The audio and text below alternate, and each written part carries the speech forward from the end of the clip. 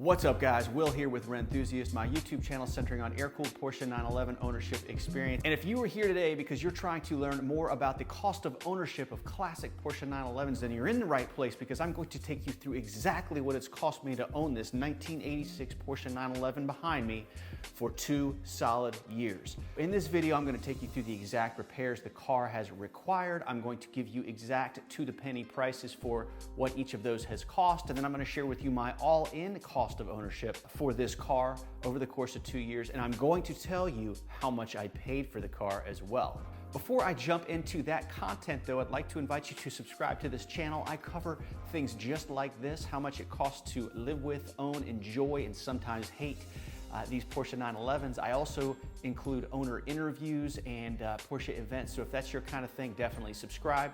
I'd also like to invite you to join my newly formed Facebook group called Rennthusiast Air-Cooled Porsche Fans. We're right at 500 members and growing rapidly, and what I'm really enjoying about this particular group is guys are able to engage with each other on a much deeper level than they can with this channel, so please come join. And I'm going to tell you this too, please don't forget to answer the membership questions. Okay, let me give you a little bit of background on this 86, kind of bring you up to speed in case you're new to the channel. I have owned this car for right at 2 years.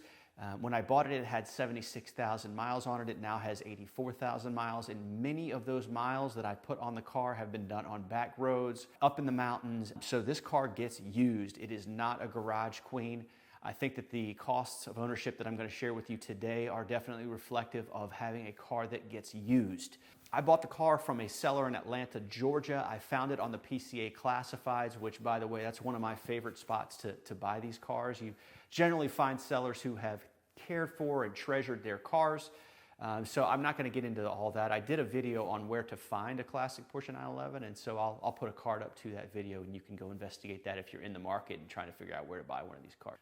Owned the car for 2 years. It has been mostly trouble-free. You can be the judge of that after you hear everything I've had to do to it. Compared to my 993 and my 964, it's definitely been a lot less troublesome and less expensive, to be honest with you, to keep on the road. I have actually, kind of a sidebar, given a little bit of thought to selling this 86. I started to write an ad. I took pictures for a for sale ad as well.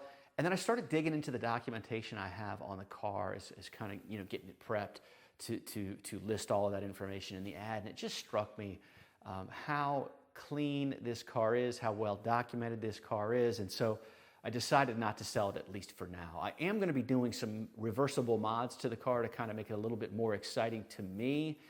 Those mods will be featured in upcoming videos, so I'll get into that on a different day. That's a little bit of background about the car. I'll now take you through all of the costs of ownership here. I'm going to include as much as I possibly can in terms of like what I know I've spent on the car. Candidly, I have not tracked like fuel costs and all that kind of thing, so if you're super anal about that kind of thing, I'm sorry, this video is just not down at that granular of a level, but hopefully it'll give you a sense and a feel for what it would cost to buy and to own a car like this. I am going to start at the top, okay? So I had a PPI done on the car with a compression and leak down test before I bought it. That cost me $850. It cost me $450 to buy a plane ticket to fly down to Atlanta and buy the car and drive it back. The hotel cost me $250, and then I had to rent a U-Haul truck for $450. And the reason is that the seller kindly included a lot of parts that came with the car when I bought it. So I flew down to Atlanta, bought the car, drove it home, had to rent a U-Haul, go back down there and haul all the stuff home. So what I'll call like my cost of acquisition, $2,000. Shortly after buying the car, I needed to replace the tires. This is something that was discovered during the PPI. It was a known. I had no problem with it. I ended up initially putting a set of Michelin AS3 Pluses on it. They were all-weather tires. Weren't that great. I'll get into that in a minute. But those tires cost me $848. To mount, balance, and align cost $319. So the total of that service was $1,167. I also decided that I wanted to get the paint corrected, and I'm so glad I did. The car was unbelievable once I got that done, and I spent $900 on it. I did a video on that. Admittedly, it's a pretty old video now. The quality's not super awesome, but if you're interested, I'll put a card up for you so you can go check that out. Drove the car for a little while after that paint correction and Had it out in a rainstorm, which I think, you know, if you've been around, you know that I drive these cars rain or shine. But unfortunately, I discovered that it had a sunroof leak, so I had to take it into the shop. So while it was in there getting the sunroof repaired, I had a number of other things done to it, which I'll list here, and then I'll give you a total. To repair the sunroof leak, to get the transmission fluid changed, to repair the battery bracket, to get an oil change, and to replace a low beam headlight power wire. The headlights were acting funny. That was right at $1,737.94. One other item that I had done to it as part of that service, I had the door catch adjusted just a little bit. It wasn't catching just right. Sidebar, one flaw with this car is the driver door has been painted. I'm not really sure what happened there, but whoever repaired it didn't get the door aligned just right, so I had Charles, my mechanic, you know, rework that to get it more in alignment. That was the first service. I drove the car for a little while, and then a couple of other items came up. The battery began to get weak, so I needed a new battery. The AC fan also started making a clatter, something called a squirrel cage. It's in the front. I guess the fan spins in it, and it became misaligned, and so it was just making a bit of a clatter. It was still working, but it was just making noise. I needed the clutch lever adjusted, and I had to do a brake fluid flush. All of that was $660. I touched on this earlier. I wasn't really happy with the AS3 Plus tires that I put on the car, and so I elected to go ahead and replace those with another set of tires, maybe a year after I put them on there. And I ended up going with Yokohama Advans for $1,055. The mounting balance and alignment was $218.62.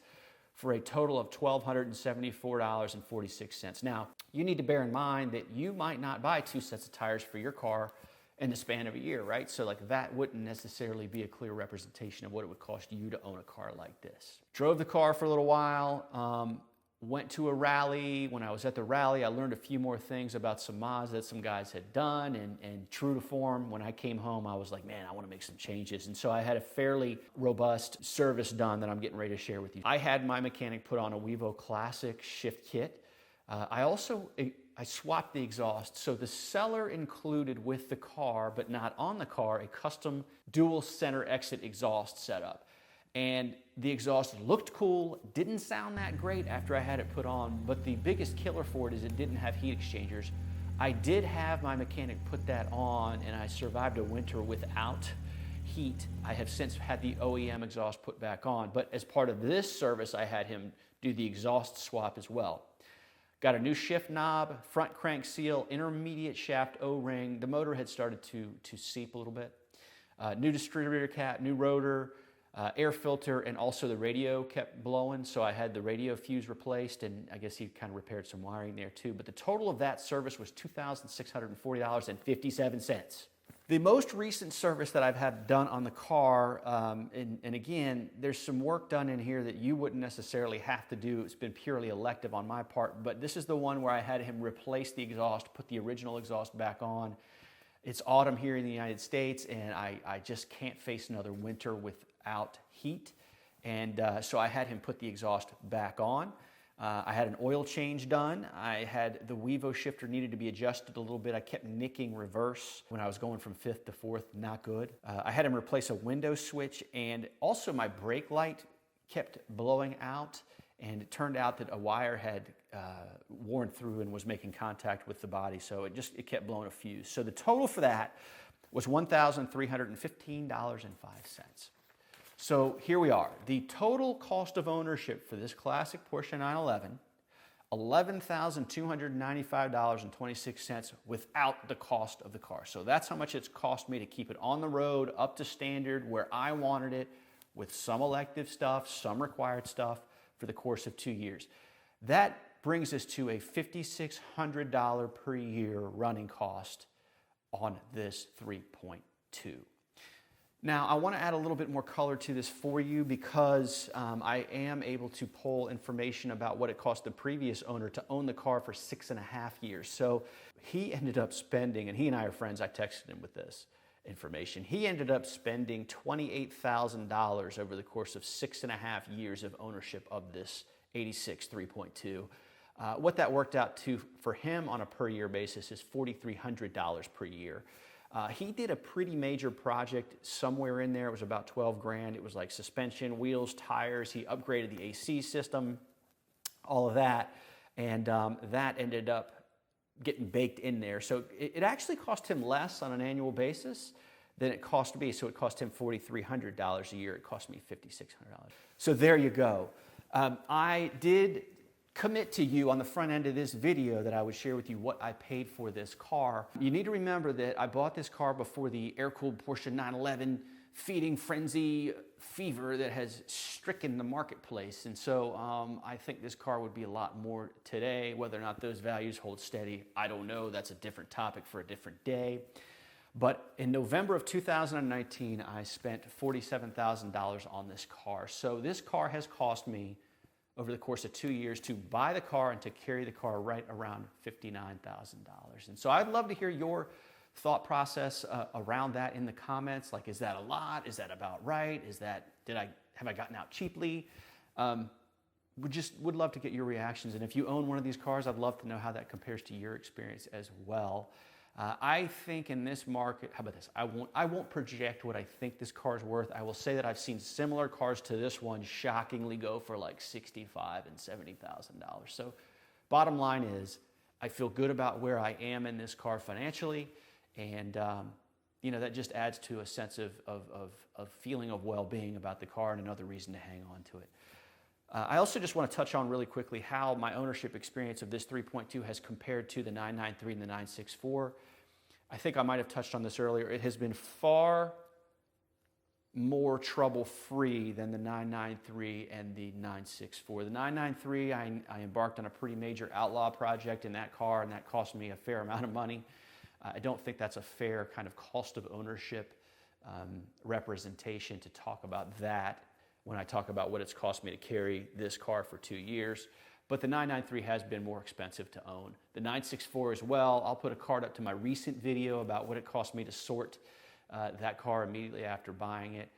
A lot more expensive. So there you have it. I hope that you've gotten something out of this video. If you're doing research and you're in the market and you're thinking about buying one of these cars, hopefully my experience over the course of the 2 years has given you some food for thought to give you a realistic expectation on what you're in for if you buy one of these cars. So again, this is the kind of thing I do, true to life, transparent ownership experience of classic Porsche 911. So if this is your thing and you haven't yet subscribed, please do.